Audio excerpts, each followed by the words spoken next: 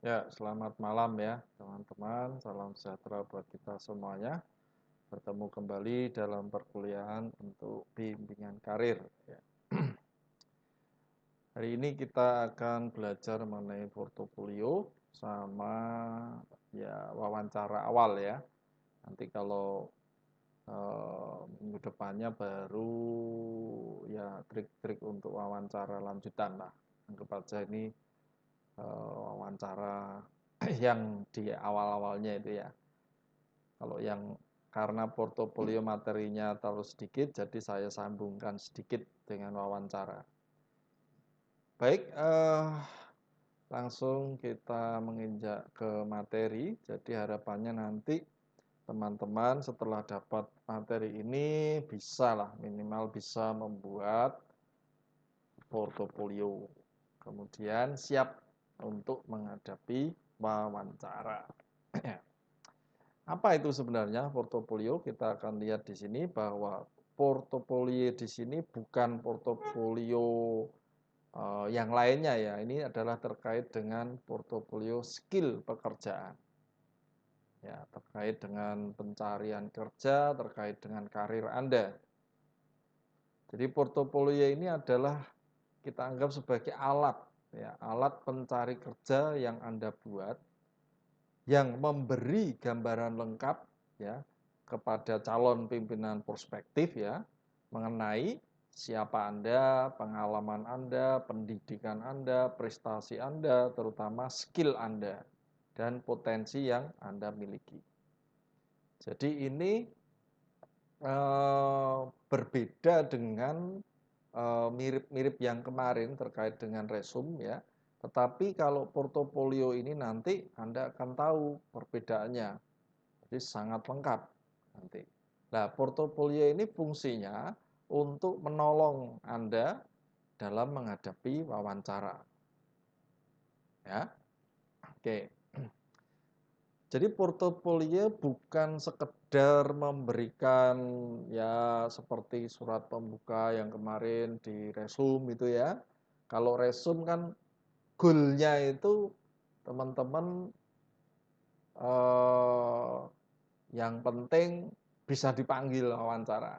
Jadi resume itu tujuannya meyakinkan calon pimpinan prospektif bahwa Anda itu layak. Ya, makanya mereka memanggil. Nah, portofolio ini yang Anda sertakan ini adalah nanti untuk menggiring. Menggiring gimana? Menggiring calon pimpinan prospektif untuk menanyai yang terkait dengan portofolio Anda. Ya kan gitu. Jadi bukan sekedar hanya surat pembuka atau seperti resume, beda ya. Nah, Anda bisa menggunakan portofolio karir ini di dalam wawancara pekerjaan. Ini tentu sudah nilai plus ya. Ini untuk menunjukkan satu poin. Jelas. Yang kedua, bisa juga untuk mengilustrasikan kedalaman skill dan pengalaman Anda. Nih. Kemudian untuk menggunakannya sebagai alat.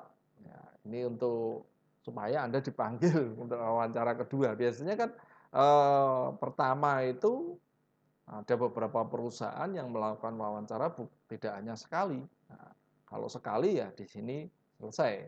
Tapi kalau yang untuk biasanya loh ya, untuk yang tingkat misalnya yang dilamar itu pimpinan atau manajer-manajernya kelas atas, madya ke atas ya, manajer madya, top manager gitu ya. Itu wawancaranya tidak sekali teman-teman. Ya. Jadi portofolio ini menolong untuk mendapatkan wawancara kedua. Oke. Apa arti portofolio skill pekerjaan ini terkait dengan Anda? Yang pertama nanti Anda harus bisa menunjukkan contoh-contoh pekerjaan Anda. Jadi contoh pekerjaan Anda yang terbaik itu Anda masukkan. Termasuk laporan, makalah, studi, brosur, loh, banyak sekali toh. Proyek, presentasi sekalipun ya. Banyak sekali ya. Ini bisa contoh tercetak tetapi juga bisa menggunakan CD. Ya, maksudnya bukan CD-ROM-nya itu ya, tapi CD-nya itu, maaf ya. CD maupun video atau format multimedia yang lain, gitu ya. Bisa Anda buat. Nah, itu untuk menampilkan siapa Anda. Ya toh? Berarti apa? Ini cukup membutuhkan persiapan yang luar biasa kalau mau buat portofolio. Ya. Kemudian riset publikasi. Laporannya apa? Cara untuk menunjukkan berbagai skill, termasuk kemampuan Anda untuk komunikasi, ya, komunikasi tertulis, artikel yang pernah dipublikasikan, dan juga makalah konferensi. Itu ya. Ini bisa disertakan teman-teman. Termasuk pengakuan dan surat rekomendasi. Misalnya ada ya bisa saja pengakuan-pengakuan ini misalnya penghargaan-penghargaan, ya toh? Entah dari customer, klien, kolega yang dulu-dulu ya, atau pimpinan atau zaman kalau istilah majikan gitu kayak gitu ya. Ya pimpinan yang dahulu lah gitu ya. Bos yang dahulu ya. Atau dari ya ketika Anda sekolah ataupun dari profesor kenalan Anda yang dahulu, itu bisa saja untuk mendapatkan rekomendasi. Kalau manajer dalam pekerjaanmu, jadi bukan hanya dari tempat kerja saja loh ya teman-teman ya, tetapi orang-orang yang bisa apa istilahnya orang ahli, orang yang berpengalaman dan lainnya, entah itu kolega tadi, klien, tetapi bisa meyakinkan itu. Jadi bisa mengeluarkan surat pengakuan maupun rekomendasi dari situ. Termasuk tadi penghargaan-penghargaan ya. Beberapa ahli menyarankan juga bahwa menyertakan salinan evaluasi atau kajian dari perusahaan yang sifatnya menguntungkan boleh, tidak apa-apa. Ya, boleh. Kalau itu nanti akan ditanyakan di situ. Kalau Anda tulis lah, ketika Anda itu meyakinkannya ada di situ, teman-teman. Itu ya. Oke. Apa artifolio untuk beberapa hal tentu ini terkait dengan berkasnya ya. Berkasnya tadi sudah beberapa. Ini ada lagi piagam. Ya, piagam juga boleh. Kumpulan piagam penghargaan, ijazah-ijazah yang ya maaf maksud saya itu kayak kompeten ya.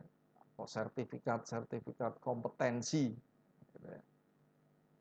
Termasuk misal teman-teman ini juga tergantung juga dari pekerjaan yang dituju ya. Ada konferensi, seminar, workshop yang pernah Anda ikuti, itu kalau di portofolio boleh disertakan, tidak ada masalah. Transkrip, lisensi, sertifikasi, nah itu juga bisa. Nah, kenapa kadang-kadang transkrip itu juga kuat? Kalau di situ ada hubungannya dengan pekerjaan yang Anda tuju. Jadi gambaran kuliah itu kan kelihatan di transkripnya. Anda menguasai apa kan ada di transkrip. Boleh. Tapi tentu ini yang apa? Ya kalau nilai Anda memang bagus, nilainya jelek ya malah menjatuhkan ya tidak perlu. Jadi kan portofolio itu adalah cara kita untuk menyusun mana yang baik, yang menonjol, yang unggul dari diri Anda itu Anda tulis. Yang lemah-lemah tidak perlu. Ya, kalau itu bisa Anda gunakan. Ternyata Anda hebat, pandai, nilainya tinggi, IP-nya tinggi, di transkripnya ada, itu juga bisa untuk menguatkan. Ya, sertifikasi apa misalnya kompetensi apa yang Anda miliki ya disertakan. Kemudian bisa juga aktivitas pengembangan profesional. Ya, aktivitas pengembangan profesional ini daftar asosiasi profesional, konferensi yang diikuti, Anda mengikuti apa, pengembangan profesi, Anda punya apa, sertakan di portofolio. Itu ya, teman-teman ya. Jadi untuk portofolio ini itu kalau saya bisa meringkas, itu adalah bagaimana Anda menyajikan kemampuan Anda komplit ini ya. Komplit itu artinya mulai dari pekerjaan yang sudah Anda lalui, risetnya, sampai laporan-laporan, pengakuan-pengakuan, surat rekomendasi, sampai piagam, sertifikat kompetensi, ya, bahkan pengembangan-pengembangan profesi kalau Anda ikuti, itu menunjukkan ya, menunjukkan diri diri Anda yang sesungguhnya. Nah, dari sana itu menolong ketika Anda mengajukan lamaran disertai dengan portofolio, itu bagi kepala ya, HRD ataupun ini mungkin calon pimpinan prospektif Anda, dia akan terarah ke situ, teman-teman. Enaknya di situ. Jadi kalau Anda sudah buat portofolio, nanti ya dia akan bertanya banyak yang ada yang di situ. Dan Anda menang dulu, menang apa? Menang persiapan dong, saya sudah siapkan itu. Tetapi kalau tidak ada, ya dia akan menanyakan hal-hal yang barukan oleh dia. Anda tidak akan tahu. Paham ya? Jadi ini strategi yang penting buat Anda. Nah, selanjutnya kalau Anda sudah memiliki atau membuat portofolio, ya, baik itu Anda sertakan atau ya saran saya tetap sertakan. Wah, modal itu Pak, ngirim ini tebal, atau ada CD-nya macam-macam. Ya itu memang konsekuensinya. Anda mau dapat kerjaan situ apa enggak gitu ya. Begitu, teman-teman. Jadi memang seperti itu. Berbeda jauh dengan cara-cara tradisional membuat laporan. Lamaran maksud saya, kok laporan. Lamaran itu beda. Lamaran yang tradisional itu tradisi bahkan tidak menyertakan resume, hanya kurikulum vitae gitu aja. Malah ada yang parah lagi, CV pun sudah model apa itu template itu ya, tinggal ngisi, tinggal beli di luar atau tinggal ngisi itu ya, riwayat hidupnya. Itu sudah jangan sampai teman-teman gunakan.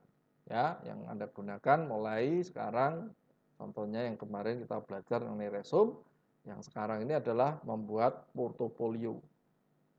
Terus portofolio Anda itu entah nanti Anda bendel, entah kalau sekarang kan ada bentuk digital. Nah, ketika kita mengajukan lamaran itu masuk digital. Video dan lainnya, kemampuan Anda terekspor di situ, calon pimpinan prospektif bisa melihatnya.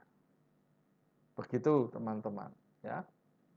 Kemudian ini setelah Anda menyiapkan, membuat portofolio dan lainnya, resume dan lainnya, saya yakin teman-teman akan dipanggil untuk wawancara, gitu, wawancara. Ini ada beberapa tips ya, tips awal ya. Ini tips awal, saya hanya mempercepat aja karena yang di awal-awal saja. Ya, atau tips-tipsnya yang nanti wawancara pertemuan besok minggu depan kita membahas wawancara lebih mendalam ya. Yang pertama, ini ketika menghadapi wawancara ya, ingat jangan mengunyah permen karet atau merokok. Pak, saya juga perokok. Ya, so, itu boleh, tidak apa-apa. Kali ini Anda harus puasa, tidak merokok. Paham ya? Sebaiknya seperti itu. Jangan juga mengunyah permen dan lainnya. Anda masuk wawancara, jangan melakukan itu. Berbohong juga tidak. Kalau bisa, jangan berbohong. Kemudian jangan menggunakan jawaban ya atau tidak. Kalau ditanya, ya, tidak, gitu ya.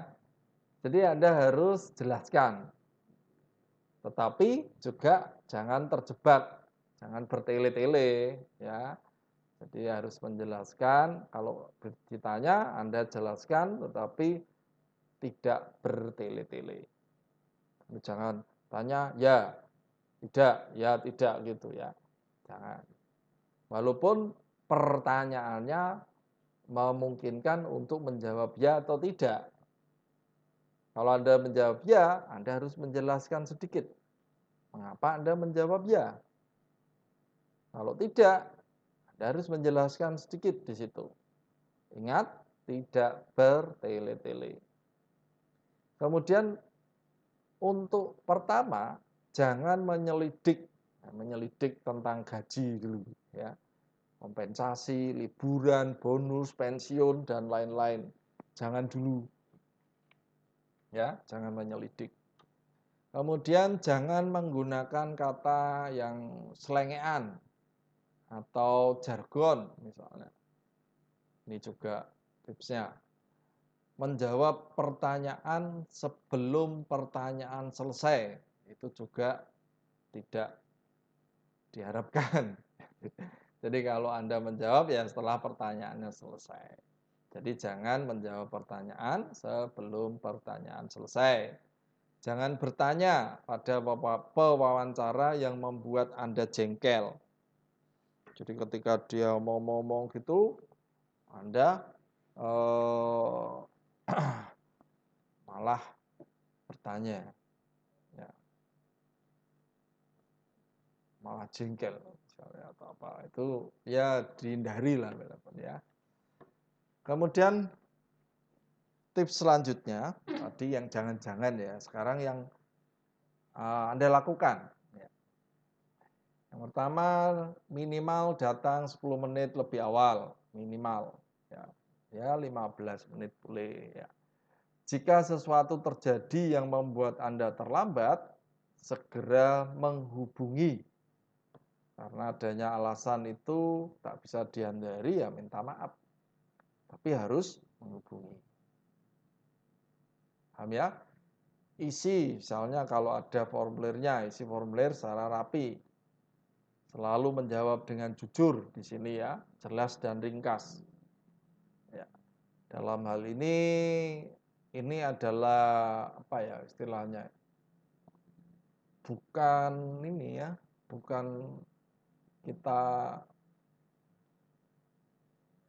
kalau ingin supaya misalnya kelemahan kita tidak disampaikan misalnya, itu bukan masalah tidak jujur, tidak. Tetapi Anda jangan sampai tergiring ke sana, tapi sehingga makanya tadi kan tekniknya kita pakai portofolio itu yang yang betul-betul nanti diharapkan. Jadi kalau bisa ya kita menjawabnya ya jujur, ya jujur, jelas dan ringkas. Karena pewawancara atau calon pimpinan prospektif itu sudah sering mewawancarai gitu ya, asumsi kita gitu. Ya biasanya sudah paham Anda berkata jujur atau tidak itu bisa. Ya. Makanya saya menyarankannya adalah Anda jujur. Ya. Beri salam pewawancara dengan nama belakangnya kalau ada, kalau Anda tahu. Misalnya kalau masuk toh, misalnya ada loh ya kalau ada namanya gitu. Kalau tidak ada ya salamnya salam umum. Tapi kalau ada Anda sampaikan. Kalau di eh, di luar sana ya, luar negeri itu nyebutnya yang nama belakang. Ya, karena di luar negeri itu karena itu family biasanya yang di apa istilahnya terkenalnya itu di belakang. Jadi kalau misalnya Iwan Kurniawan gitu ya saya ya, itu sebenarnya Kurniawannya itu adalah famnya. Dan di sana itu yang ditonjolkan. Nah, itu biasanya orang senang. Nah, makanya sebutnya ya, misalnya Tuan Kurniawan gitu, walaupun depannya Iwan. Tapi berbeda dengan di Indonesia. Di Indonesia kayaknya lebih banyak yang di depan. Tapi kalau sudah tahu, ya, sudah tahu panggilannya apa, ya tinggal Anda sampaikan. Nah, kalau di luar negeri atau orang barat, dia senang disebut nama belakangnya. Sebelum wawancara, kalau bisa ya, pelajari nama orang ini ya, kalau bisa yang kalau ada yang mau mewawancarai, apa yang Anda temui gitu ya. Pada dasarnya orang itu senang kalau disebut namanya. Paham ya? Jadi Anda perlu melakukannya dengan benar. Gitu ya. Kemudian selanjutnya menjadi pendengar yang baik. Ya, sebelum diberi kesempatan untuk menjawab, ya Anda diam, dengarkan. Baru ketika suruh atau dia bertanya, kita jawab, ya lakukan. Paham ya? Jangan kesusu-susu gitu.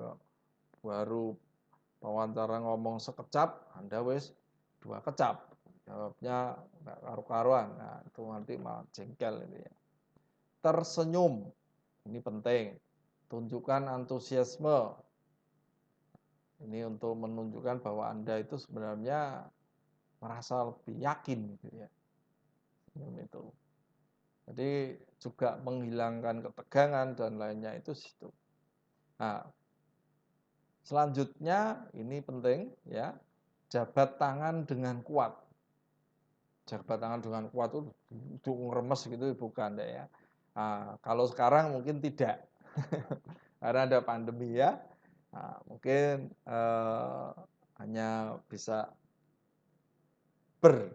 sini gini ya, posisi tangan kita untuk seperti silaturahmi gitu, Anda bisa melakukannya. Ini kalau ada pandemi. Tapi kalau sudah lewat, ini adalah cara yang sangat ya apa namanya menjembatani untuk kita menjalin hubungan dengan seseorang. Itu adalah melalui jabat tangan. Kemudian ketika Anda wawancara, perhatikan lihat mata wawancara ya, lihat matanya ya. Saat berbicara tetap tersenyum juga. Pastikan Anda juga ini enggak ngos-ngosan bernafasnya ya, bisa tenang. Ya, jadi kalau apa grogi itu wajar ya. Atau nervous itu suatu yang wajar. Anda bisa mengatasi sendiri, caranya untuk setiap orang beda-beda. Tapi yang sering itu biasanya mengambil nafas panjang, tenang, itu akan menolong sebelum masuk. Ini penting ya. Jadi kalau bisa bernafas jangan sampai tersengal-sengal dengan ya. Kalau bisa satu kali ya, kontaknya siapa yang wawancara itu Anda miliki. Ya. Syukur-syukur bisa dikasih kartu nama misalnya. Itu nanti ya. Ya, nanti kalau udah selesai atau apa bisa minta kontaknya gitu ya. Santai, ambil beberapa napas panjang ini untuk menolong Anda untuk siap. Ya. Nah,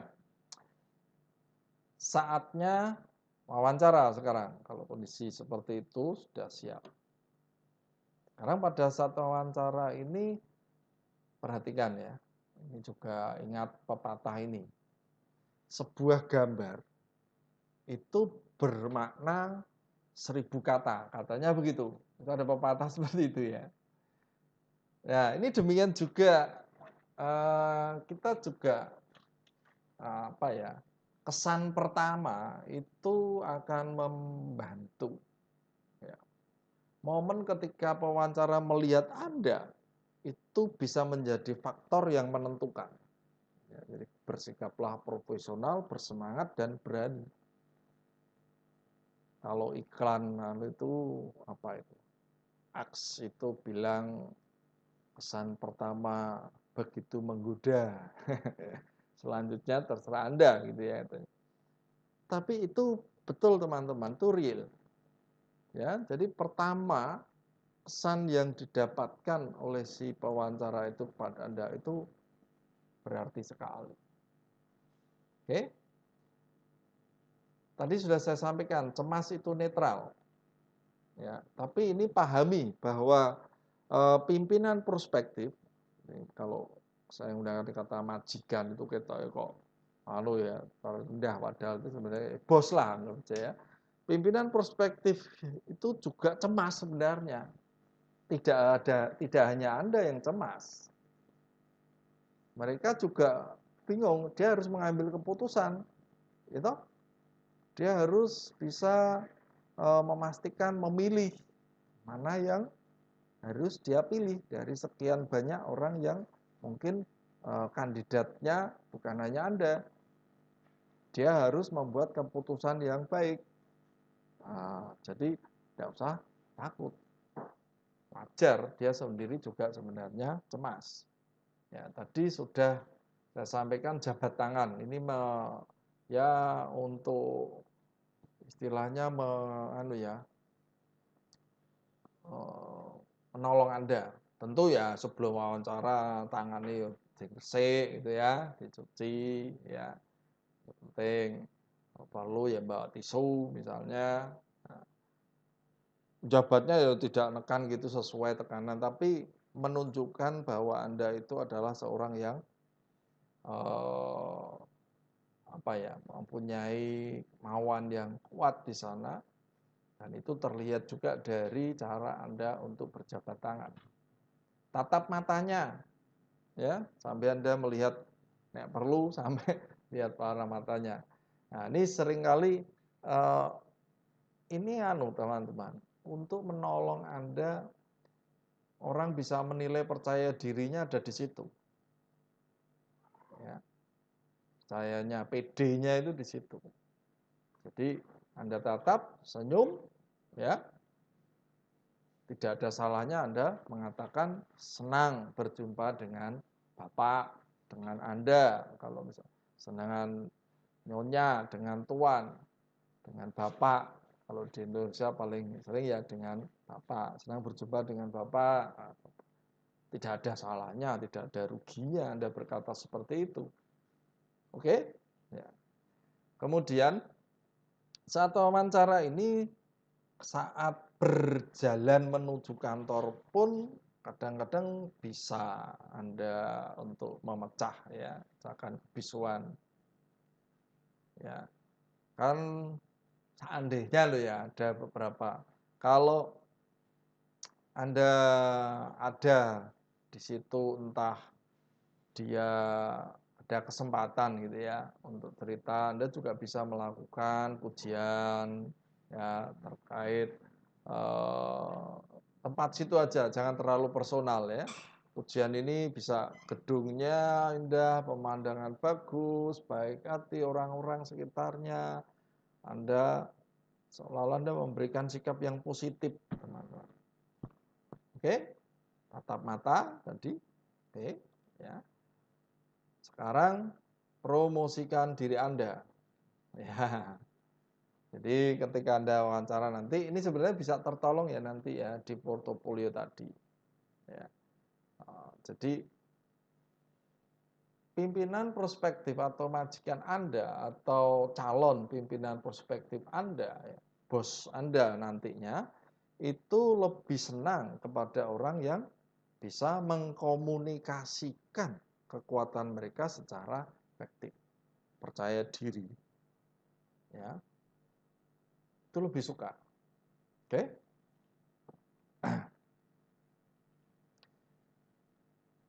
Selanjutnya, ya ini juga penting ya. Ingat bingkai foto Anda tadi di awal ya, tadi gambar itu. Bagaimana Anda menyajikan dan menunjukkan diri Anda sendiri, membantu membentuk opini dalam hal ini calon pimpinan prospektif Anda mengenai Anda. Anda harus mempercayai diri Anda sendiri. Nah, ini penting ya. Ingat foto di dalam bingkainya itu adalah diri Anda, prestasi-prestasi Anda, jawaban-jawaban ini yang menolong calon pimpinan memahami diri Anda. Oke? Ya. Oke. Yang terakhir ini untuk wawancara, ya ini ya penjelasan mengenai wawancara awal ya. Besok minggu depan yang lanjutannya. Beri perhatian, jadilah pendengar yang baik, bukan hanya pada apanya yang dikatakan, tetapi bagaimana mengatakannya. Perhatikan bahasa tubuh, nada bicara, dan tingkat formalitas. Serta sesuaikan jawaban Anda. Perhatikan juga bahasa tubuh Anda juga, saat duduk, ya misalnya itu juga penting ya. Jangan pernah terlalu membungkuk, terlalu dalam, terlalu sedikit membungkuk, ya. Itu ya mendukung, kayak gitu loh maksudnya. Jangan. Jadi tetap Anda harus tatap muka. Senyum itu penting. Ya. Paham? Jadi jangan terlalu membungkuk. Gitu ya, teman-teman ya. Baik, ini adalah beberapa hal yang mungkin bisa menolong di awal untuk Anda membuat portofolio sama wawancara. Besok minggu depan baru kita bahas mengenai wawancara yang lebih dalam. Ya, tips-tipsnya. Begitu, sampai di sini dahulu apa yang saya sampaikan hari ini. Nah, kalau misalnya ada beberapa hal yang perlu ditanyakan, nanti bisa ditanyakan di grup. Mohon maaf ini karena apa yang saya sampaikan karena jaringan dan lainnya ini dan hampir lebih dari berapa minggu ini tempat saya itu listrik itu sering mati dan juga jaringannya itu ya. Oh, saya tidak tahu ini ya. Jadi ini terpaksa saya lakukan rekaman. Ya. Tapi tetap bisa berinteraksi teman-teman, bisa lakukan di YouTube-nya ya. Nanti kita akan juga apa namanya? Anda bisa ngisi chatnya tetap ya. Tanya jawabnya bisa dilakukan di situ, tetap saya pantau. Kemudian teman-teman juga bisa melakukan jawab di grup ya. Oke. Begitu sampai di sini dahulu. Terima kasih. Selamat malam. Sampai ketemu lagi minggu depan.